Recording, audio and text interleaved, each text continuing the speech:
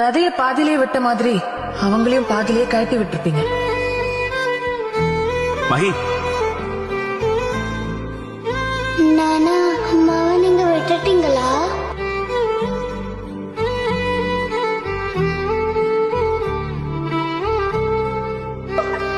I saw you flirting with a freaking. I never believed in love, Viraj. நீ உறங்கிட குழந்தைகளை வேண்டாம் நினைச்சேன். முள்ளிருந்திட மனம் பதைத்தேன். நீ நடந்திடவை வைத்து Your daughter is born with a condition called cystic fibrosis. It is a fatal condition. அவ ரொம்ப நாள் வாழ முடியாது. இன்குபேட்டர்ல வச்சிருக்கோம். Promise பண்ணல. This will be the best decision of our life.